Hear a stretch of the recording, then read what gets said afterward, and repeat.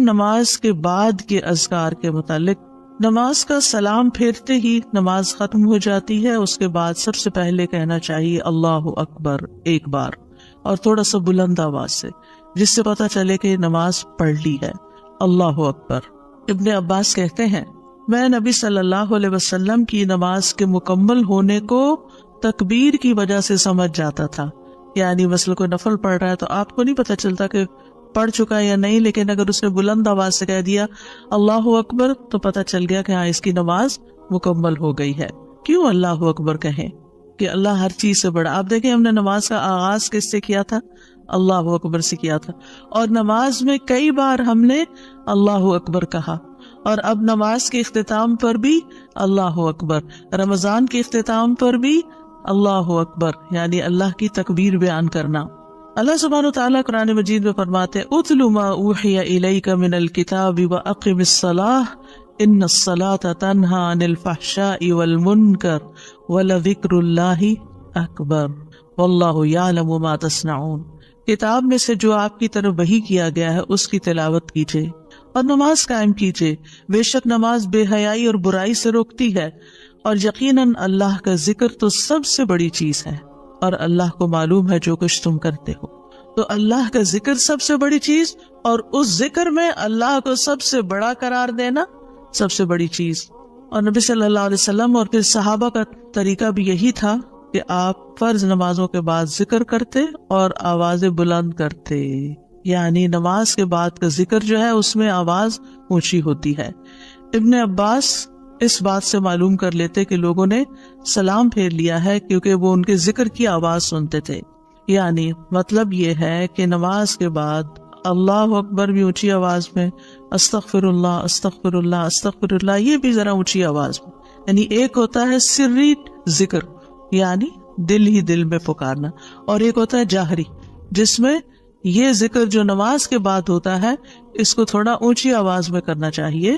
اور جس طرح وتر ختم ہونے کے بعد سبحان الملک القدوس سبحان الملک القدوس سبحان الملک القدوس ذرا اونچی آواز میں کہنا چاہیے.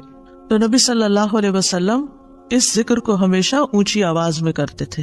ٹھیک ہے، یعنی آپ کی اقتداء، آپ کی پیروی ہر معاملے میں یہ عبادت کے درجات کو بڑھا دیتی ہے.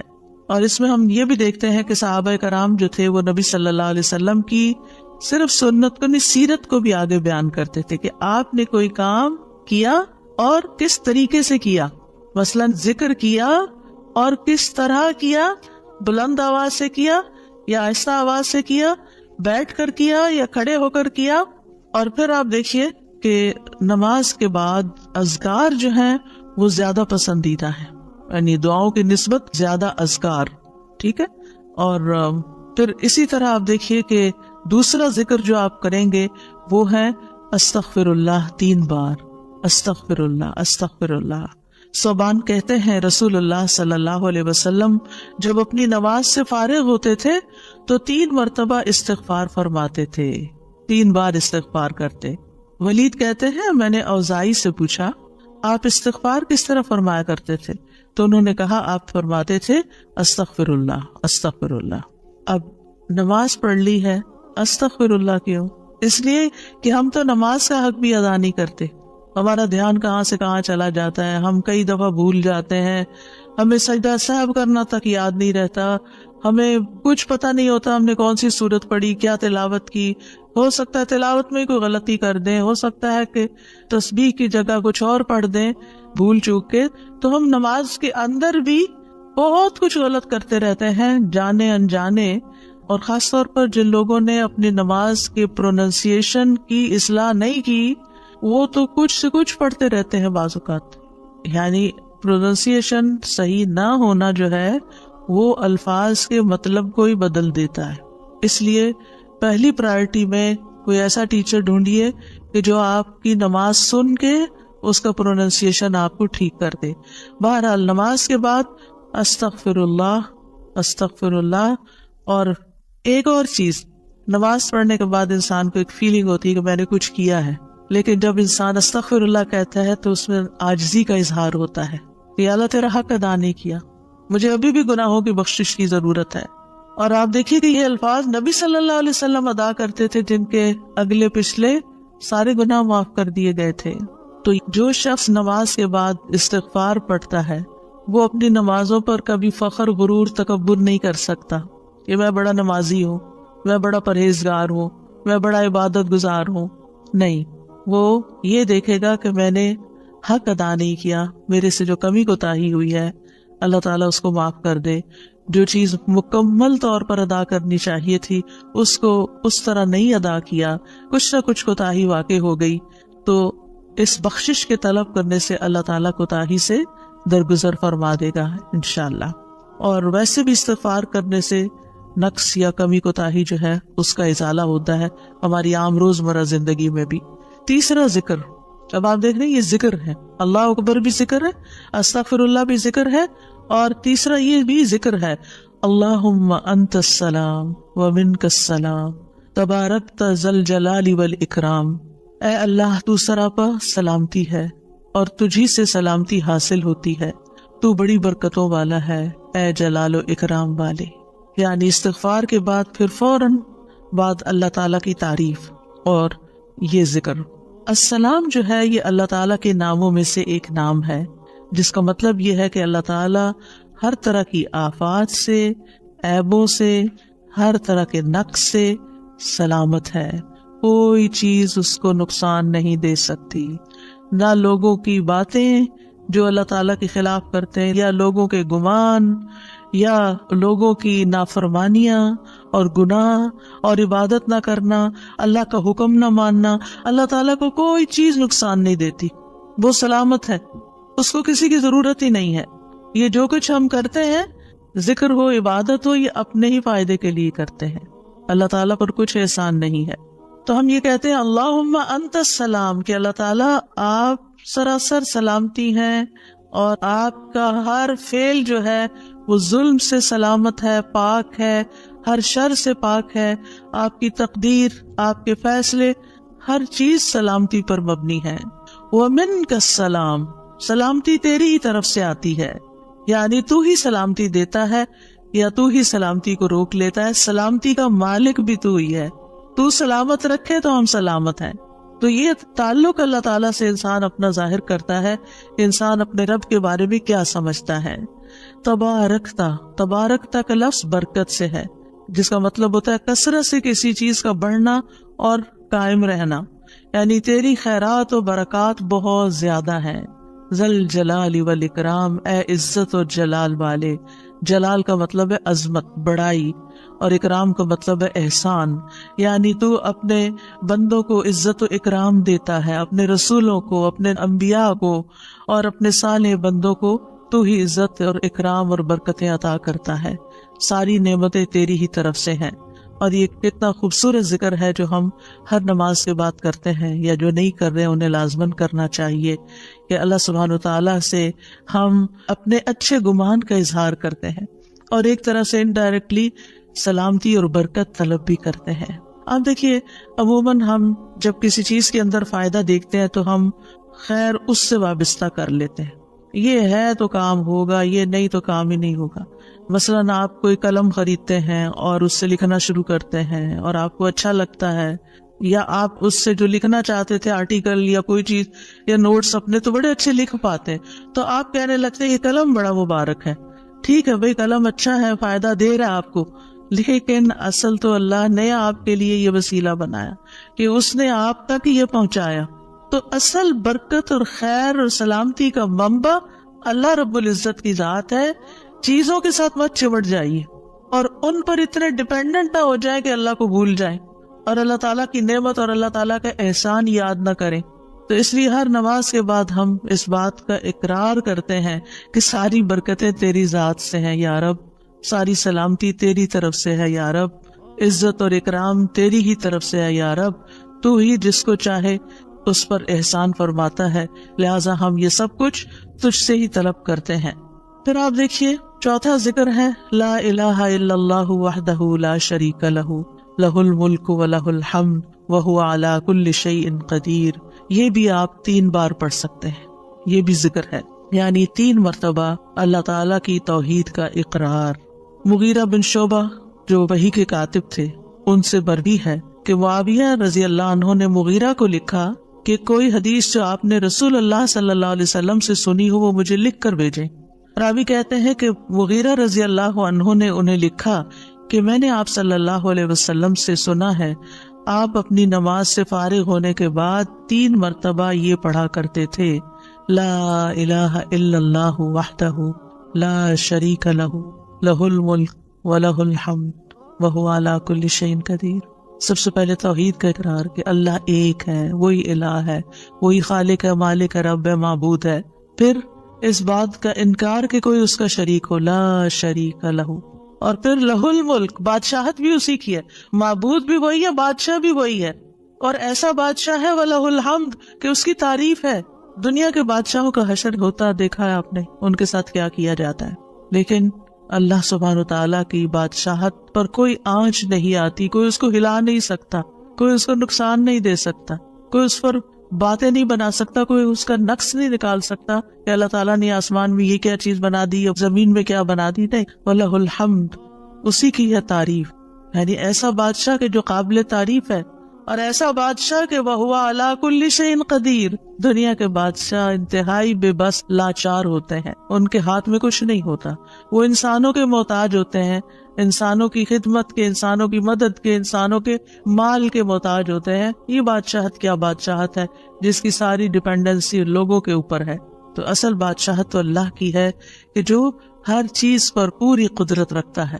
تو آپ اس احساس کے ساتھ اگر اللہ تعالیٰ کا یہ ذکر کرتے ہیں تو آپ کا دل ایک سکون سے بھر جائے گا، ایک خوشی سے بھر جائے گا کہ میں ایسی ہستی کو جانتی ہوں، ایسی ذات کو جانتی ہوں کہ جو اتنی خوبیوں کی مالک ہے۔ کیونکہ یہ انسان کی فطرت میں ہے، انسان کی نفسیات میں ہے کہ وہ کسی چیز کی تعریف کر کے خوش ہوتا ہے، اور عام طور پر ہم صرف سامنے نظر آنے والی چیزوں کی تعریف کر کر کے خوش ہوتے رہتے ہیں، اور تھوڑے دن کے بعد وہ بھی خراب ہو جاتی، وہ تعریف بھی ساتھ ہی چلی جاتی ہے۔ انسان ہے تو مر جاتے ہیں، ان کے اعمال ہے تو ختم ہو جاتے ہیں، اور کبھی وہ اچھے ہوتے ہیں اور پلٹ بھی جاتے ہیں، وہ کہاں گئی تعریفیں؟ جوان ہے تو بڑھاپے میں ساری تعریفیں چلی گئی، مالدار تھے تو غریب ہوئے تو ساری تعریفیں چلی گئی، اسی طرح علم ہے اور جنون لائق ہو گیا تو ساری تعریفیں چلی گئیں، سب کچھ الٹ گیا۔ اور دنیا کے یہ سارے نظارے آپ نے دیکھے ہوں گے کہ جب ہر نعمت لوگوں پر الٹ جاتی، اسی لیے ہم دعا کرتے ہیں نا کہ اللہ وانی اعوذ بک من زوال نعمتک، کہ اللہ نعمتوں کے زوال سے بچانا، یہ انتہائی تکلیف دہ چیز ہے، لیکن یہ ایک دنیا کا قانون ہے، یہ سب کچھ ہوتا ہے اور ہماری آنکھیں دیکھتی ہیں، لیکن اللہ سبحانہ وتعالی ان سب چیزوں سے پاک ہے، اس کو کوئی زوال نہیں اور اس کا کوئی کچھ بگاڑ نہیں سکتا، اور وہ ہر چیز پر پوری طرح قادر ہے، جو چاہے کر سکتا ہے، اور تعریف اسی کے لیے ہے۔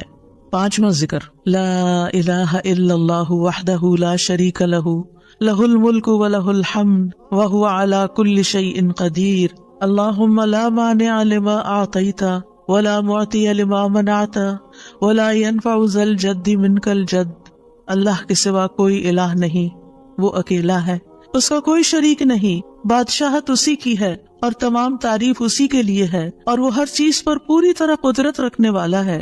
اے اللہ، جو کچھ تو نے دیا ہے اسے کوئی روکنے والا نہیں، اور جو کچھ تو نے روک دیا اسے کوئی دینے والا نہیں، اور کسی مالدار کو تیری بارگاہ میں اس کا مال نفع نہیں پہنچا سکتا۔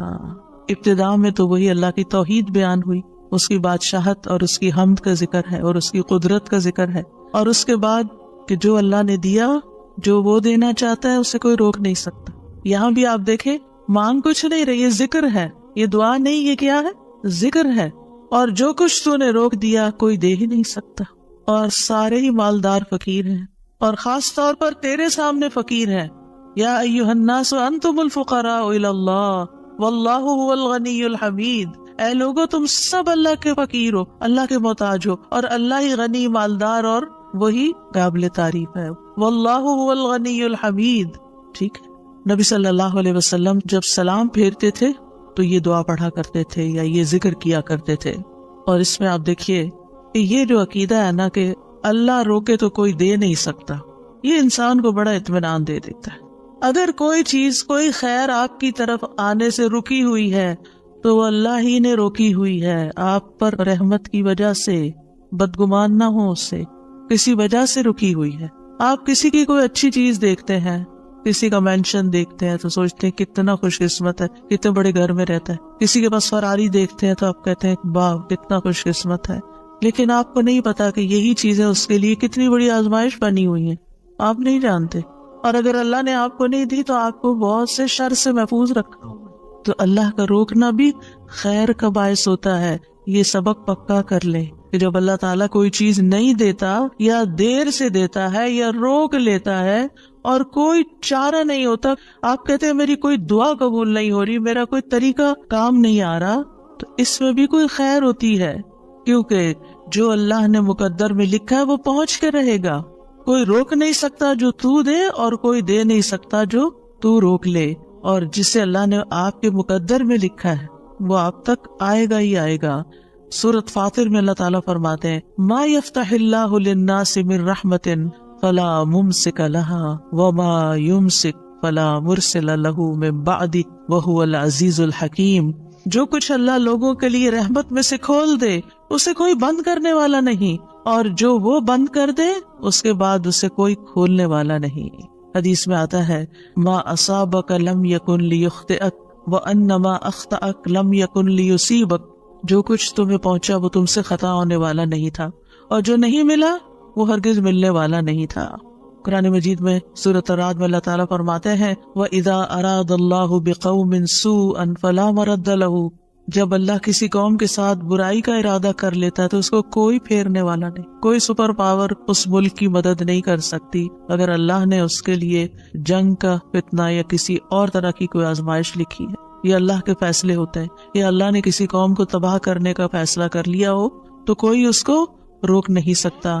لہٰذا ہمیں اللہ پر ہی بھروسہ کرنا چاہیے، اور ہر حال میں ایسی پریشان کن باتوں پر اللہ تعالیٰ ہی کی طرف رجوع کر لینا چاہیے.